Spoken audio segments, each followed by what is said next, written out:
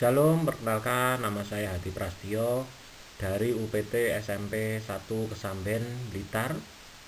Hari ini kita akan belajar tentang bab kedua, kelas 9, mengenal gerejaku, yang terambil dari Yohanes 17 ayat 18 sampai 21, Kisah Para Rasul 15 ayat 1, 1 Korintus pasal 1 ayat 10 sampai 13, 12 ayat 9 sampai 27, dan Yeremia pasal 29 ayat 4 sampai 7.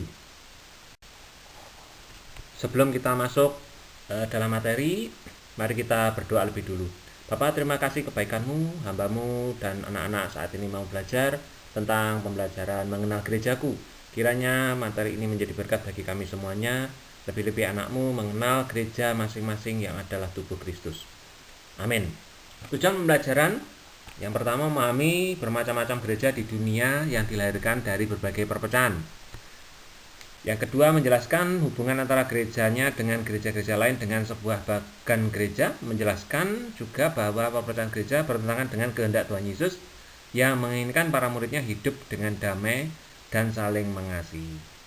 Apa yang kita ketahui ketika kita membaca tulisan di bawah ini? Gereja yang terpecah. Perpecahan pertama. Yang pertama, biarkanlah murid-murid menjawab sebatas kemampuan mereka. Jelaskanlah mengapa hal ini terjadi di samping tersebut. Jadi dari gambar ini kita melihat begitu banyaknya aliran gereja dan kenapa gereja itu terpecah. Coba kalian renungkan. Bahaya perpecahan, Yohanes 17 ayat 18 sampai 21, supaya mereka semua menjadi satu sama seperti Engkau ya Bapa di dalam aku dan aku di dalam Engkau, agar mereka di dalam kita, supaya dunia percaya bahwa Engkau yang telah mengutus aku. 1 Korintus 1 ayat 10 sampai 13 mengatakan, tetapi aku menasihatkan kamu saudara-saudara demi nama Tuhan kita Yesus Kristus, supaya kamu seia sekata dan jangan ada perpecahan di antara kamu, tetapi sebaliknya supaya kamu erat bersatu, sehati dan sepikir. Sejarah gereja memperlihatkan bahwa ancaman bahaya yang terbesar bagi perpecahan gereja bukan datang dari luar, tetapi justru muncul dari dalam. Dan celakanya, sebagian besar perselisihan dan perpecahan di dalam gereja terjadi karena beberapa perbedaan pendapat di kalangan kelompok rasul yang menyebabkan para pengikut rasul-rasul membentuk persepsi dan kelompok tersendiri. Perbedaan tersebut sudah dapat dilihat dari sejak gereja perdana, yaitu timbulnya beberapa pendapat. Yang pertama, kelompok orang-orang dipimpin oleh Petrus dan Yakobus. Yang kedua, kelompok orang-orang yang dipimpin oleh Paulus. Ada kelompok satu yang dipimpin oleh Petrus dan Yakobus.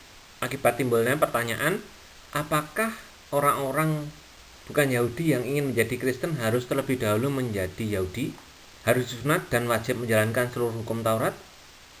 Ada kelompok dua yang dipimpin Paulus. Akibat pertanyaan di atas, maka kelompok itu tidak setuju. Mereka berpendapat bahwa untuk menjadi Kristen, menjadi pengikut Kristus, orang tidak perlu menjadi Yahudi, tidak perlu lebih dulu mereka langsung datang kepada Kristus dan tidak perlu lagi dibebani dengan aturan-aturan Taurat. Akibat dari perbedaan di atas, maka pada tahun 50 Masehi sesudah Tuhan Yesus naik ke surga, diadakan persidangan di Yerusalem, disebut Konsili Yerusalem atau Konferensi Apostolik, menghasilkan kesepakatan bahwa orang Kristen harus menjauhi diri dari makanan yang dipersembahkan kepada berhala, darah atau makan darah, daging binatang yang mati dicekik, percabulan, yang tertulis dalam Kisah Para Rasul ayat pasal 15 ayat 29. Akibat yang lain adalah Rasul Paulus memberitakan Injil di kalangan orang-orang bukan Yahudi. Rasul Petrus dan Yakobus tetap melayani di kalangan orang Yahudi. Perpecahan berikutnya, kultus individu, adalah menggunakan seorang tokoh tertentu. Kita tidak diajarkan menyembah tokoh-tokoh atau mengidolakan yang ada di dunia. Kita hanya boleh mengidolakan Allah di dalam Tuhan Yesus Kristus. Hanya Dialah yang layak kita sembah dan kita tinggikan. Karena di dalam Yesus Kristuslah ada keselamatan melalui pengorbanannya di kayu salib. Perpecahan di Korintus adanya kultus individu, yaitu ada orang-orang yang membanggakan diri sebagai anggota golongan Paulus, golongan Apolos, golongan Kefas atau Petrus, bahkan golongan Kristus. Rasul Paulus tegas mengatakan bahwa Kristus tidak terbagi-bagi, tertulis dalam Yohanes pasal 17 ayat 21. Supaya mereka semua menjadi satu, sama seperti Engkau ya Bapa di dalam aku dan aku di dalam Engkau, agar mereka di dalam kita, supaya dunia percaya bahwa engkaulah yang telah mengutus aku. Perpecahan yang lain di Korintus adalah ketika anggota-anggota jemaat membanggakan diri dan bersarang karunia-karunia roh yang mereka miliki dalam 1 Korintus pasal 12 ayat 9 sampai 27. Paulus menegur jemaat Korintus dan memberikan gambaran bahwa kita adalah tubuh Kristus. Adakah tubuh kita terbagi-bagi? Jadi sama seperti tubuh kita tidak terbagi-bagi, demikianlah pula kita sebagai tubuh Kristus tidak terbagi-bagi. Perpecahan berikut terjadi pada tahun 1504 antara Gereja Timur, Gereja Katolik Timur atau Gereja Ortodok merasa bahwa Gereja Barat telah menambahkan kata filioque dalam pengakuan iman Nicea Konstantinopel, sehingga kata-kata kami percaya kepada Roh Kudus yang keluar dari Sang Bapa dan Sang Anak, kata-kata dan Sang Anak dirasa oleh Gereja Timur. Gereja Barat dengan Gereja Katolik Roma, mereka terpisah hanya karena perbedaan pemahaman doktrin. Perpecahan berikut terjadi pada tahun 1517. Pelepornya adalah Martin Luther dengan memakukan 95 dalil di pintu gereja Wittenberg. Kritik Martin Luther adalah ketika gereja Katolik melakukan praktik-praktik menjual surat-surat pengampunan dosa, pengumpulan religi orang-orang kudus, meningkatkan kesempatan untuk lepas dari api penyucian, dan lain-lain. Adanya perbedaan pemahaman tentang ajaran atau praktis ibadah organisasi gereja.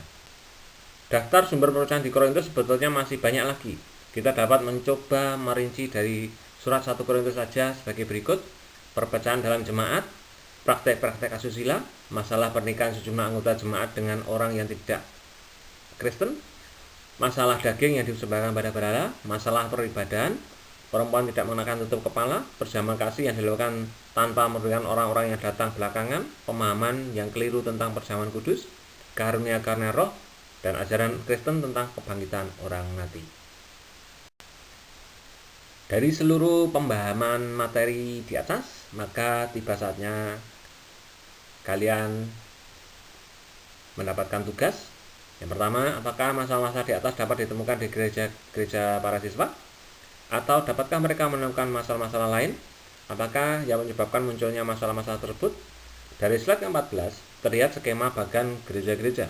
Dari bagian itu, siswa diajak untuk melihat bagaimana latar belakang gereja mereka dan kemana akar dapat ditemukan. Untuk melihat akar masing-masing gereja, guru dapat mengajak mereka melihat bagan seperti di bawah ini. Tugas, kira-kira dari mana akar gereja kalian sekarang saat bergereja saat ini? Pada bagan sangat jelas perpecahan gereja di Indonesia dilihat dari latar belakang dan akarnya, bagaimana denominasi Kristen utama, gereja mula-mula, Konsili Efesus dan Kalsedon pada tahun 431 dan 451, skisma Akbar abad 11 dan reformasi abad 16, dari restorasiisme, Anabaptis, Calvinis, Anglikan, Lutheran, Katolik, Ritus Barat dan Timur, Ortodok Timur dan Ortodok Oriental, juga Assyria dari Timur. Ini adalah bagan yang menjabarkan bagaimana kalian akan melihat gereja terpecah-pecah, tapi pada dasarnya tubuh Kristus adalah satu. How well do you know Jesus? Kita melihat bagaimana gereja terpecah-pecah menjadi sejumlah aliran. Slide 13, setelah konsili Efesus terbentuk gereja Assyria yang terpecah dari gereja yang perdana. Setelah konsili Kalsedon terbentuk gereja Oriental Melespit. Gereja-gereja disebut pula gereja-gereja Oriental tua, gereja-gereja Maifisit atau gereja-gereja non-Kalsedon, atau dikenal sebagai gereja-gereja monofisit. Monofisit berasal dari kata mono, satu, dan fusis, hakikat atau substansi. Menurut pemahaman mereka, setelah menjelma menjadi manusia, Yesus menjadi satu hakikat dan satu sifat saja, yaitu ilahi saja dan pencampuran antara ilahi dan manusia seperti manusia setengah dewa. Pada skisma besar tahun 1544 terjadi perpecahan antara gereja Barat dan gereja Katolik yang berpusat di Roma, yang kini dikenal gereja Katolik Roma, dengan gereja Ortodok Timur yang berpusat di Konstantinopel. Gereja Katolik Roma dan Gereja Ortodok Timur sama-sama mengakui 7 sakramen, yaitu baptisan, krisma, sidi, pengakuan dosa, ekaristi, perjamuan kudus, pernikahan, pengurapan orang sakit, dan imamat pentabisan. Upaya penyatuan gereja antara Gereja Katolik Roma dengan gereja-gereja Ortodoks Timur terjadi sekitar tahun 1438 pada Konsili Florence, Italia. Pada konsili itu muncul upaya-upaya untuk mengatasi perbedaan teologis antara gereja-gereja Timur dan Barat dengan harapan bahwa Gereja Katolik Roma dapat dipersatukan kembali dengan gereja-gereja Ortodoks. Pada tahun 1517 muncul gerakan reformasi yang melahirkan gereja-gereja Protestan. Beberapa ciri utama gereja reformasi adalah pengakuan terhadap ketujuh konsili gereja yang pertama yang diadakan hingga 1517. Selain itu juga muncul doktrin tentang ketiga sola.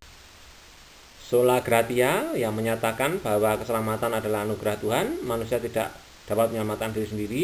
Sola fide mengakui bahwa keselamatan hanya diperoleh melalui iman kepada Yesus Kristus, bukan karena amal ibadah perbuatan kebaikan.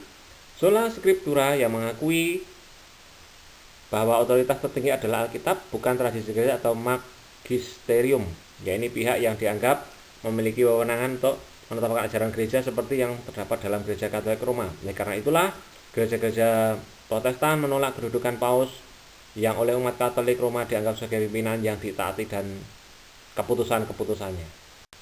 Baptisan air perjamuan kudus, dua perintah yang ditetapkan oleh Tuhan Yesus setelah seseorang menerima keselamatan.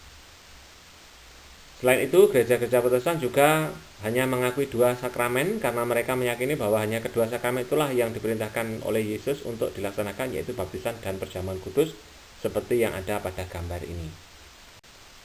Ini adalah skema Magister Reformation, Radical Reformation, yaitu Anabaptis, Pentecostalism, Adventism, Holism Movement, Baptist, Reformed Church, Calvinist, Presbyterian, Congregationalist, Puritan, Separatist, Lutheran, Puritan, Methodist, dan Anglikan. Gereja-gereja Protestan juga menolak praktik selibat, kewajiban tidak menikah bagi para pendetanya. Dari perpecahan sejak abad ke-16 muncul berbagai gereja seperti gereja Anglikan atau Episkopal yang sering disebut sebagai via media atau jalan tengah. Gereja ini sering kali disebut sebagai gereja Anglo-Katolik, gereja Katolik Inggris, atau gereja Protestan Inggris karena mereka berada di antara gereja Katolik Roma dan gereja-gereja Protestan. Dalam tata ibadah mereka sangat dekat dengan gereja Katolik Roma, namun dalam teologinya mereka dekat dengan gereja-gereja Protestan. Gereja Anglikan setuju dengan gereja-gereja Protestan bahwa Yesus hanya memerintahkan dua sakramen, yaitu baptisan dan perjamuan kudus, namun mereka juga tidak menolak bahwa kelima sakramen yang diakui oleh gereja Katolik Roma juga sebagai ritual sakramen. Anabaptis muncul hampir bersamaan dengan gerakan reformasi dari Luther dan Calvin. Kaum Anabaptis merasa bahwa reformasi yang diisukan Luther dan Calvin tidak cukup radikal. Oleh karena itu mereka sering pula disebut sebagai reformasi radikal. Kaum Anabaptis menolak baptis untuk anak-anak, karena itu mereka masukkan orang yang bergabung dengan gereja mereka dan pernah dibaptis waktu masih anak-anak dibaptis kembali. Itulah sebabnya mereka disebut Anabaptis, anak atau kembali. Kaum Anabaptis juga menolak perang sehingga mereka melarang anggota-anggotanya masuk dalam dinas kemiliteran. Kelompok ini sering disebut sebagai pasifis, artinya pecinta damai atau anti perang. Di Indonesia, gereja-gereja yang tergolong dalam aliran Anabaptis adalah Gereja Kristen Muria Indonesia, Gereja Injili di Jawa, dan Jemaat Kristen Indonesia yang umumnya berada di daerah Jawa Tengah bagian utara. Gerakan restorasi Poinisme adalah gerakan yang ingin mengembalikan gereja kepada gereja perdana. Mereka mengklaim bahwa teologi dan tata ibadah mereka adalah yang paling asli dan paling mirip dengan gereja perdana. Gereja-gereja ini antara lain adalah Gereja Orang-orang Kudus di Zaman Akhir, Gereja Mormon, Gereja Advent, Gereja Masehi Advent Hari ke-7, Sabbatarianisme, Saksi Yehova, dan Plymouth Brethren, yang pada dasarnya mereka adalah bidat yang melawan kekristenan. Pada slide 20 kita melihat penjelasan yang lebih rinci tentang perpecahan yang terjadi di kalangan gereja-gereja Protestan. Pentakostalisme muncul sebagai kelanjutan dari gerakan kesucian ketika sebagian orang merasa bahwa Roh Kudus kurang mendapat tempat di dalam kehidupan orang Kristen. Gereja ini muncul pada awal abad ke-20 di Amerika Serikat. Mereka sangat menekankan karunia-karunia roh sebagai bukti kehadiran Roh Kudus, misalnya karunia penyembuhan, bernubuat, berbahasa roh, dan lain-lain. Di Indonesia, gereja-gereja ini antara lain terdiri dari gereja-gereja Pentakosta di Indonesia, Gereja Gerakan Pentakosta, Gereja Pentakosta Pusat Surabaya, Gereja Bethel Indonesia, dan Gereja Betani Indonesia. Kekristenan Nestorian yang berasal dari Suriah datang ke Indonesia di Barus, Sumatera Utara. Namun demikian sama seperti kekristenan Nestorian di Tiongkok yang kemudian punah karena orang-orang Kristen Nestorian ini terasing dari masyarakat sekitarnya. Mereka hidup dengan tata cara orang Suriah menggunakan bahasa Suriah yang tidak dipahami oleh masyarakat sekitar.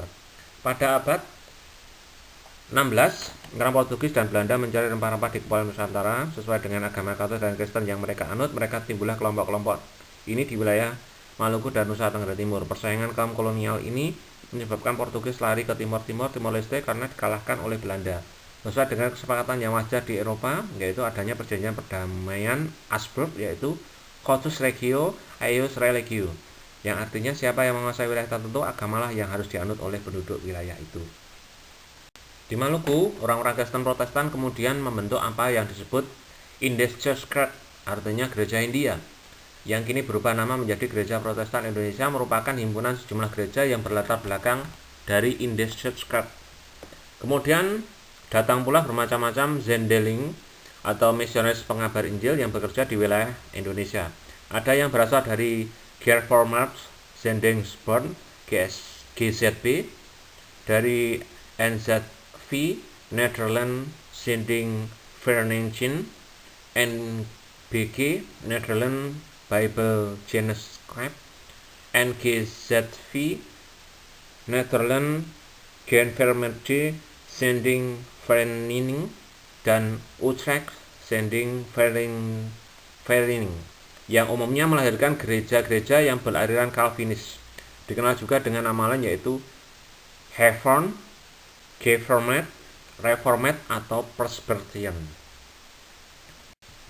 Ada pula lembaga-lembaga penginjilan dari Jerman seperti Rheinisches Missionsgesellschaft yang bekerja di Tanah Batak, Nias, Kepulauan Mentawai, dan Kalimantan, yang melahirkan gereja-gereja Lutheran di Indonesia.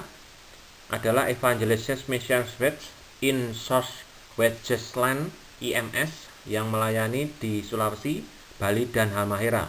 Juga Basel Mission kini berganti nama menjadi Mission 21 yang bekerja di Kalimantan Tengah, Jawa Barat, dan Sumatera Selatan.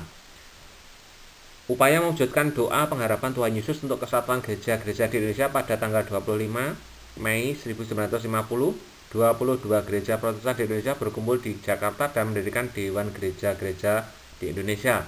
Sekarang berganti nama menjadi Persekutuan Gereja-Gereja di Indonesia.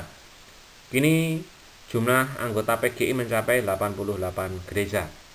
Selain PGI, ada pula sejumlah organisasi antar gereja seperti PII, Persekutuan Injili Indonesia, PGLII, Persekutuan Gereja-Gereja dan Lembaga-Lembaga Injili Indonesia, PGPI, Persekutuan Gereja-Gereja Pentakosta Indonesia, PBI, Persekutuan Baptis Indonesia, dan GMAHK, Gereja Masehi Advent Hari ke-7. Di kalangan Gereja Katolik Roma, kita mengenal KWI, Konferensi Wali Gereja Indonesia, yaitu perhimpunan para uskup Gereja Katolik Roma di Indonesia. Bersatu tidak berarti gereja-gereja melebur menjadi satu gereja saja, melainkan bersatu dalam arti satu jiwa dan satu hati, mengutamakan pelayanan kepada sesama demi nama Tuhan Yesus Kristus. Gereja mengusahakan kesejahteraan kota yang tertulis dalam Yeremia 29 ayat 4-7. Yang tertulis, usahakanlah kesejahteraan kota kemana aku buang, dan berdoalah untuk kota itu kepada Tuhan, sebab kesejahteraannya adalah kesejahteraanmu. Surat dikirim oleh Nabi Yeremia kepada orang-orang Yahudi saat itu membentuk kelompok-kelompok eksklusif dan tidak mau bergaul dengan orang-orang Babel. Alasannya tentu jelas, mereka marah kepada orang Babel yang telah membuat mereka menderita dan membawa mereka ke negeri asing, negeri pembuangan di Babel. Kita dapat menyimpulkan bahwa mereka tidak hidup eksklusif dan tidak peduli dengan masyarakat sekelilingnya. Dalam konteks masa kini, gereja pun harus sadar bahwa gereja di dunia bukan untuk dirinya sendiri dan tidak bersifat eksklusif, tetapi aktif dan juga menjadi berkat. Gereja hadir untuk menjadi berkat bagi kota dan seluruh dunia. Itulah sebabnya banyak gereja yang terlibat dalam gerakan-gerakan untuk menolong orang lain. Beberapa gereja di Indonesia aktif dalam gerakan melestarikan lingkungan hidup.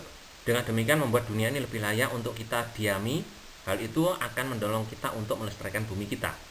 Di Sumatera Utara, Huria Batak Kristen Protestan terlibat dalam gerakan untuk menolak perusakan lingkungan karena penebangan hutan. Gereja Kristen Protestan Indonesia juga terletak di Sumatera Utara, menunjukkan keberpihakannya kepada rakyat dan lingkungan yang rusak karena penebangan pohon kemenyan yang menjadi sumber pendapatan masyarakat setempat. Semua ini jelas menunjukkan bahwa gereja harus menjadi berkat bagi lingkungan sekitar. Orang Kristen tidak cukup kalau hanya berdoa, membaca Alkitab, pergi ke gereja, dan memuji Tuhan saja. Ada banyak tugas yang harus kita kerjakan bagi masyarakat di sekitar kita. Untuk memahami bagaimana hubungan gereja dengan masyarakat dan kebudayaan di sekitarnya, kita perlu meninjau sedikit pemahaman yang diajukan oleh H. Richard Nesbert, seorang teolog Amerika Serikat, tentang hubungan antara gereja dan dunia atau budaya yang diuraikan dalam bukunya yang berjudul Grace and Culture. Nesbert menyebutkan ada 5 tipologi sebagai berikut. Yang pertama, Kristus melawan kebudayaan. Bagi orang Kristen yang eksklusif, sejarah adalah kisah tentang gereja dan kebudayaan Kristen yang berbangkit dan peradaban kafir yang sedang menuju kematian. Yang kedua, Kristus dari kebudayaan. Bagi orang Kristen, budaya, sejarah adalah kisah tentang perjumpaan roh dengan alam. Kristus di atas kebudayaan. Bagi kaum sintesis, sejarah adalah suatu periode persiapan di bawah hukum, nalar, Injil, dan gereja untuk persekutuan akhir antara jiwa dengan Allah. Yang keempat, Kristus dan kebudayaan dalam paradoks. Bagi orang dualis, sejarah adalah masa pergumulan antara iman dan ketidakpercayaan, masa antara pemberian janji kehidupan dan penggenapannya. Selanjutnya, Kristus mentransformasikan kebudayaan. Bagi kaum konversionis, sejarah adalah kisah antara perbuatan-perbuatan besar Allah dan tanggapan manusia terhadapnya. Apa yang dilakukan oleh gereja-gereja dalam contoh di atas menunjukkan rasa keterpanggilan gereja untuk membuat dunia menjadi tempat yang lebih baik dan lebih nyaman untuk didiami. Gereja harus sadar, hadir di dunia bukan hanya untuk dirinya sendiri, namun untuk menjadi berkat bagi kota dan seluruh dunia. Tiba saatnya kita dalam penugasan. Bacalah Yohanes 17 ayat 18-21. Ini adalah bagian dari doa Tuhan Yesus kepada Bapa di surga. Dalam doanya, Yesus sangat prihatin dengan kemungkinan terjadinya perpecahan di antara murid kelak. Di sini kita diingatkan bahwa inti pemberitaan Yesus adalah perdamaian, penyataan kembali seluruh umat manusia. Persoalannya, apabila ternyata di kalangan para pengikut Yesus terjadi perpecahan, bagaimana orang akan dapat mempercayai isi pemberitaan mereka tentang Yesus yang telah memperdamaikan seluruh umat manusia? Jelaskan menurut pendapat kalian. Bacalah 1 Korintus 1 ayat 10-13, menurut kalian apa yang terjadi dalam cerita ini? Jelaskan dengan benar. Yang ketiga, pada materi dikatakan bersatu tidak berarti gereja-gereja itu melebur menjadi satu gereja saja, melainkan bersatu dalam arti satu jiwa, satu hati untuk mengutamakan pelayanan kepada sesama demi nama Tuhan Yesus Kristus. Apa yang harus dilakukan gereja dalam mewujudkan kesatuan jiwa dan hati untuk mengutamakan pelayanan kepada sesama demi nama Tuhan Yesus Kristus? Jelaskan dengan benar. Mari kita tutup pembelajaran hari ini dengan doa. Bapa, terima kasih materi ini sudah Hamba-Mu sampaikan, kiranya menjadi berkat bagi anak-anak-Mu, masa depan mereka, terlebih dalam pergumulan mereka menjadi gereja Tuhan dan menjadi berkat dimanapun mereka berada. Terima kasih Bapa, kiranya materi ini menjadi berkat bagi kami semuanya. Tuhan Yesus memberkati. Haleluya. Amin.